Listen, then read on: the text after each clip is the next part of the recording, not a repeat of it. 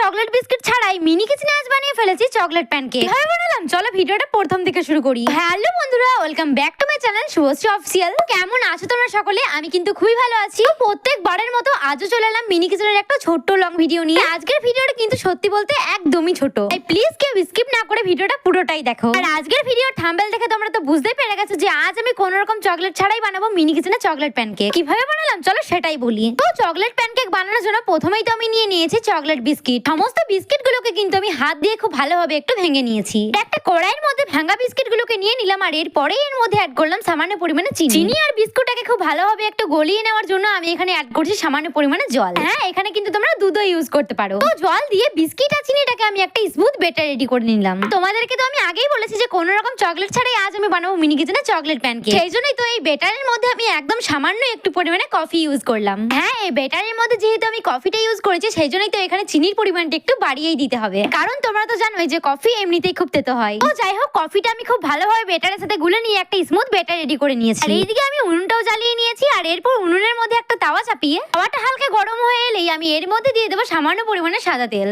সাদা তেলটা আমি প্যানের চারিদিকে বুলিয়ে নেব। আর এরপর আগের থেকে বিস্কিট, চিনি আর কফি দিয়ে একটা ব্যাটার রেডি করে রেখেছিলাম। ব্যাটারটি এখন আমি তাওয়ার মধ্যে দিয়ে খুব ভালোভাবে একটু সমান করে নিলাম। জানো তো এই সময় কিন্তু আমার একটাই ভয় লাগছিল, এই তাওয়া থেকে এই প্যানকেকটা ছাড়বে তো। তারপর খুন্তি দিয়ে যখনই প্যানকেকটা ওঠাবার চেষ্টা করলাম তখনই দেখলাম খুব সহজেই প্যানকেকটা উঠে এলো। এইভাবে প্যানকেকটা উল্টে পাল্টে খুব ভালোভাবে আমি ভেজে নিয়েছি। আর এই প্যানকেকটা হয়ে যাওয়ার পরই আমি একটা বাটির মধ্যে প্যানকেকটাকে তুলে রাখলাম। এরপর আবারও তাওয়ার মধ্যে তেল বুলিয়ে নিয়ে একটুখানি ব্যাটার তাওয়ার মধ্যে দিয়ে দিলাম। একটা চামচের সাহায্যে খুব ভালোভাবে আমি গোল করে নিচ্ছি প্যানকেকটাকে। এই পিঠটা হয়ে যাওয়ার পরে কিন্তু আমি একই রকম ভাবে উল্টে নেব। তোমরা আমাকে কমেন্ট করে জানিয়ে তো যে এই প্যানকেকটাকে দেখে কি মনে হচ্ছে যে এটা আমি কোনো রকম চকলেট ছাড়াই বানিয়েছি। আমার তো এটাকে দেখে একদমই মনে হচ্ছে না। বিশ্বাস করো, এটা খেতে কিন্তু সত্যিই খুব দারুণ হয়েছিল। আর তোমরাও কিন্তু ঠিক একই রকম ভাবে বাড়িতে বানিয়ে দেখতে পারো, অবশ্যই কিন্তু খেতে দারুণ হবে। দেখো, কথা বলতে বলতে এদিকে আমাদের প্যানকেক গুলো কিন্তু প্রায় অনেকগুলোই ভাজা হয়ে গেছে। আর এরপর যেটুকু ব্যাটার বেঁচে ছিল সেই ব্যাটার গুলো নিয়ে কিন্তু আমি আবারও প্যানকেক গুলোকে বানিয়ে নিচ্ছি। আর এইদিকে কি তোমরা লক্ষ্য করেছো যে প্যানকেকটা কত সুন্দরভাবে ফুলে উঠেছে আর দেখতে কতটা সুন্দর লাগছে।